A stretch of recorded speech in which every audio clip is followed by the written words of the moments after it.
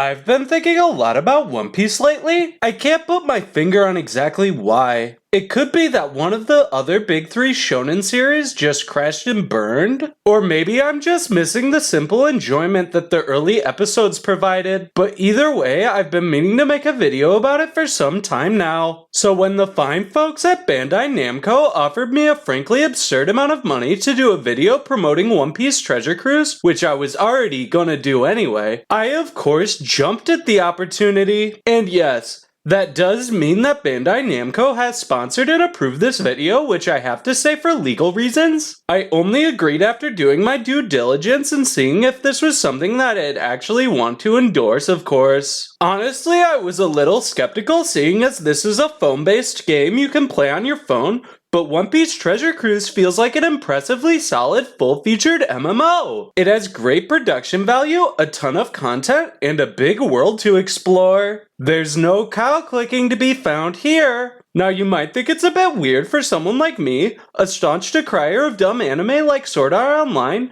to be so eager to promote something like One Piece. But here's the thing, I think One Piece gets a bum rap. As for one of the big three anime that doesn't rhyme with Boruto, it often gets lumped in with the one that recommends a good drink pairing in its title. And that's not entirely fair. Yes, One Piece has its low points, its blisteringly stupid moments, as well as its share of absolutely garbage characters. But it has a lot of strengths as well. It's not absolutely brilliant like Naruto, but it does many things right, and I think those things are worth celebrating. So here, in no particular order, are the reasons I think that One Piece has more or less earned its nigh unparalleled status. And just to get the superficial stuff out of the way, in addition to everything I'm about to say, the anime looks pretty when it wants to, and the music is all around great. One Piece's first substantial strength lies in its story. This is probably a weird place to start, and I don't blame anyone who immediately jumped down to leave an incredulous comment as soon as I said that,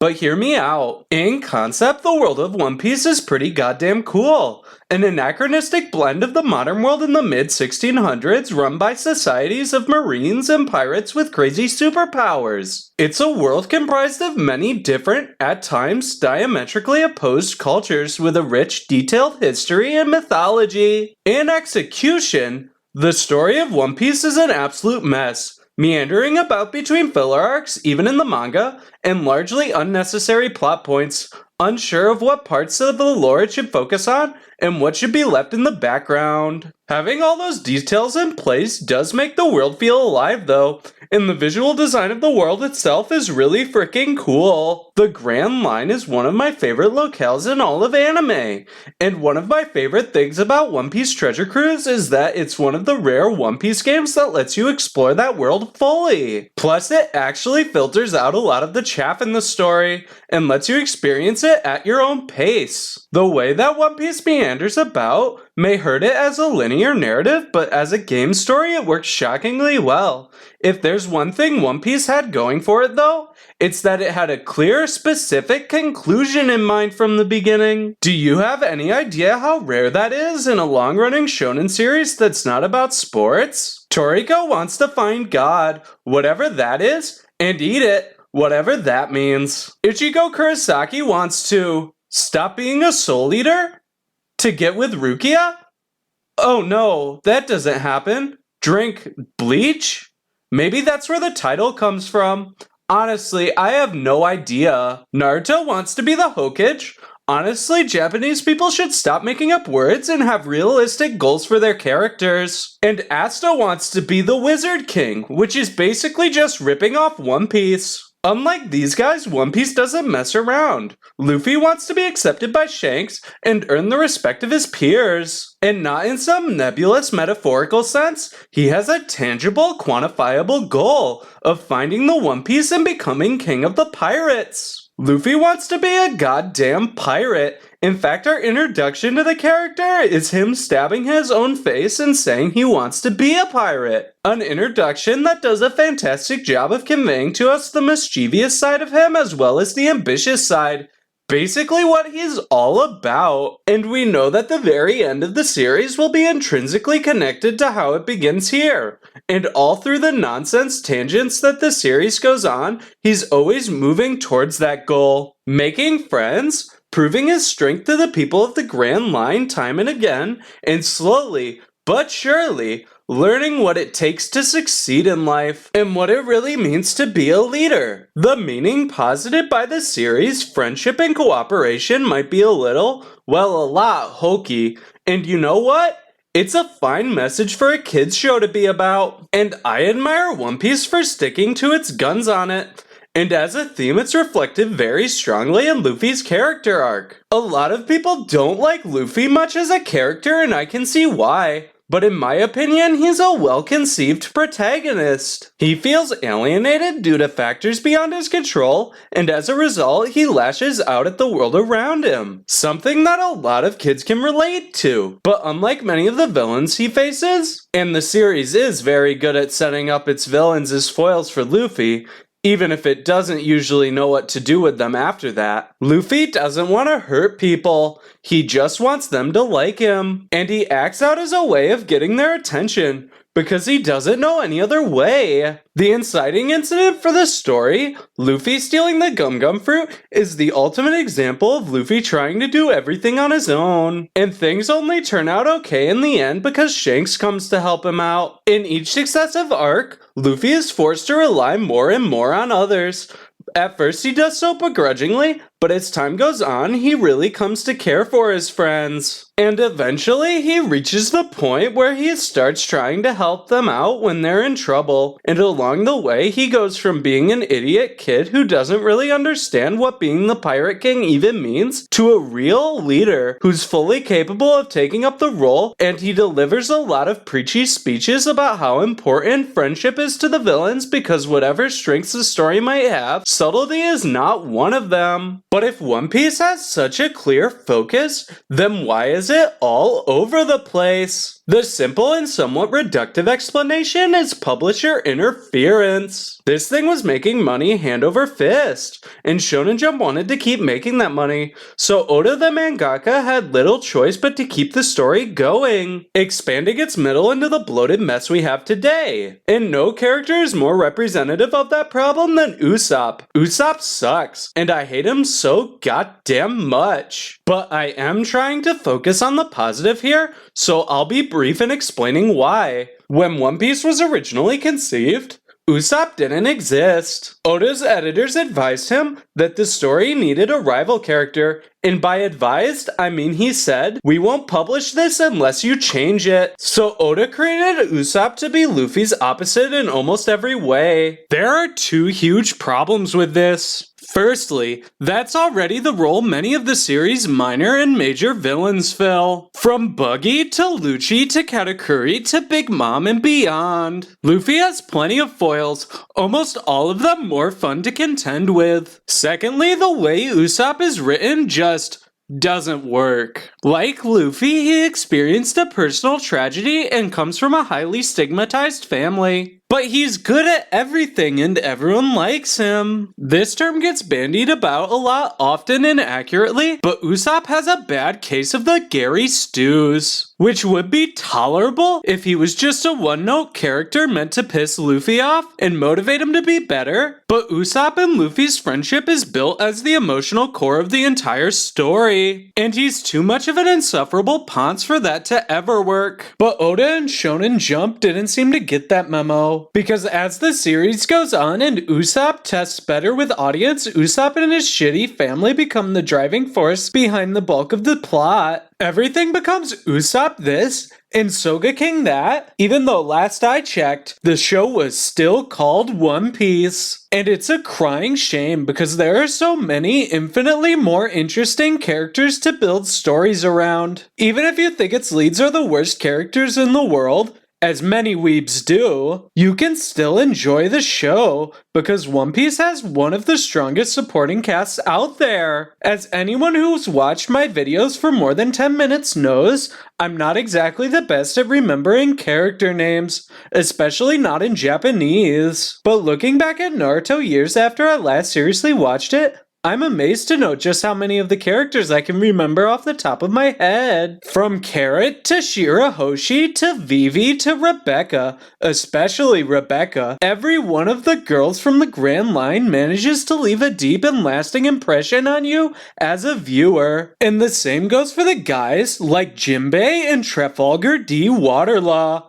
Especially Law. They boast such striking designs coupled with strong, memorable personalities. Even as a casual fan, I can't get them out of my head. And the same goes for villains. Buggy and Mr. 3 were nothing. An Emperor Pilaf equivalent before the start of the main event. But years later, I still vividly remember the twists and turns of those arcs in the show. Oda was able to bring them back later in the series, and the moment had genuine emotional impact. And it served as a reminder of how far the protagonists have come. That's no easy feat for a series this long and this packed with characters to pull off. If Bleach tried to revive an arc villain for an emotional payoff like that, I genuinely have no idea who it was. Even if they straight up used a text box to explain what was happening. Heck, there are much shorter shows where they bring a character back from a few episodes ago, and I can't tell if they're supposed to be new or not. Now, you might have noticed that I haven't talked much about the girls in this show, and unfortunately that's because there's not a lot to talk about. They all have incredibly cute designs, but they are also all profoundly superficial and forgettable. I honestly couldn't tell you a difference between Big Mom and Shirahoshi that doesn't involve their hair. Every girl has one special power gimmick and one heightened emotion, and that's basically the extent of their character development. The two exceptions are Nami, who has the shonen anime default woman personality of big boobs and drinks a lot, and Pudding, who has this fascinating inferiority complex and a genuinely cute crush on Sanji. And hallelujah, one huge thing One Piece has going for it is that Best Girl Pudding does actually win out in the end. Not that I want to double down pooping on Bleach here, but there's a lot of shows that could do with some of that. The characters are definitely a huge part of Treasure Cruise's appeal as well. The game lets you pick pretty much any character you like from the show itself to battle alongside you, all with distinctive animations and authentic voice clips that help you feel like it's the real deal. And this even includes minor side characters like Blackbeard. If you have a favorite, there's a good chance they're in here. And you aren't just limited to following the story of the show either. Though of course, the main quest of the game sees you taking your own original pirate crew through that. Treasure Cruise has plenty in the way of islands to explore and bosses to fight, either solo or alongside friends. And you can do so with the pirate dream crew of your choosing. Of course, there is more to take into consideration when building your squad than how much you like a given character's personality. At the start of the game, you get characters who specialize in any of the 5 attributes. And if you want to succeed in battle, you're going to have to balance your party's choices around the attributes. And while you might think it would be awkward to shoehorn in an original crew into the proceedings,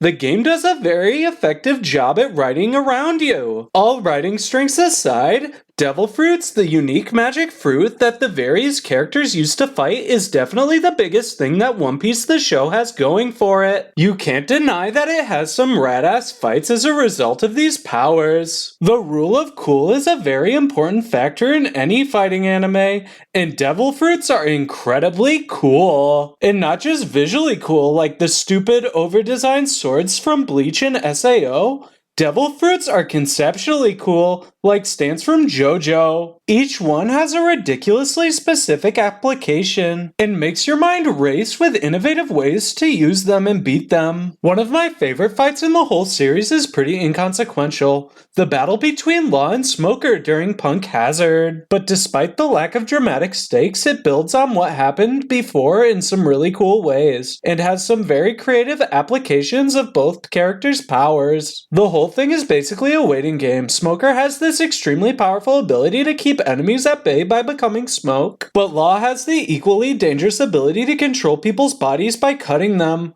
Whoever slips up first is in for a world of hurt, and time is on Law's side. As time passes, he will have more and more reinforcements. It's a test of wits, with two characters going back and forth, hatching new plans to catch each other off guard. Every time Smoker thinks he has Law figured out, he surprises him, but he's quick to react and reformulate his strategies. And his quick wit proves to be an even match for his careful planning. At least up to the point where it's revealed that Law was thinking 10 steps ahead all along. So few shonen anime take advantage of their characters and powers this way. It's the sort of lateral thinking that makes fights in One Piece so exciting, at least to a point. Part of why the fight with Mr. 3 and Miss Golden Week is so memorable is Miss Golden Week's unique color power. It allows her to control emotions using color. Not only is the image of a lolly painting kawaii, it also gets you to think about the potential ways she could be defeated. But Luffy takes her out by simply hulking out and overwhelming her with force. And while that moment is exciting and gives us a glimpse as to why the Grand Line might have legitimate reasons to fear Luffy, it's unfortunately indicative of what the series eventually becomes. I think One Piece is at its strongest when most of the characters are pirates in training, because the more powerful they get and the more haki they learn, the less creative each ninja has to be in order to win. Early One Piece is very JoJo-esque, with each combatant having clear advantages and disadvantages to work around, but as the show goes on, it loses much of that thoughtfulness and creativity. The older pirates bust out new bullshit special powers every time they're cornered,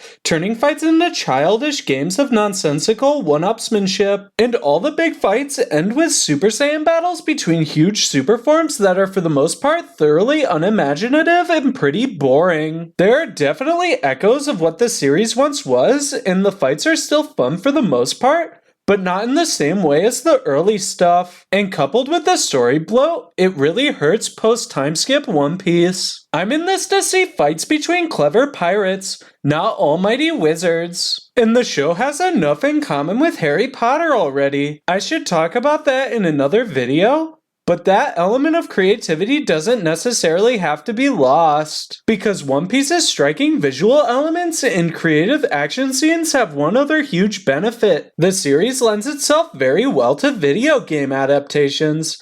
I've probably experienced more of One Piece's story through Bandai Namco's fighting games than I have through the show or manga. It's so much fun to think through each fight and come up with your own counterplays to each devil fruit. As a phone game, Treasure Cruise offers a simplified JRPG-esque take on pirate combat, but one that can be quite enjoyable if you turn off the game's auto battle feature, which is mainly there for ultra casual players. There's a surprising amount of fun to be had in trying to maximize the effectiveness of your crew. Fighting aside, One Piece's twisted, filler-laden storyline lends itself extremely well to condensed retellings in video game form. And if you're feeling nostalgic for One Piece after watching this video, Namco Bandai is providing a solid way to re-experience that plot for free in One Piece Treasure Cruise. Plus, you can go on your own pirate adventures with either your real friends or your fake pirate friends if you're lonely like me. Yeah, like every One Piece arc ever, this video ended with a message about friendship. And you too can experience friendship as well as some fun casual gameplay and legitimately gorgeous artwork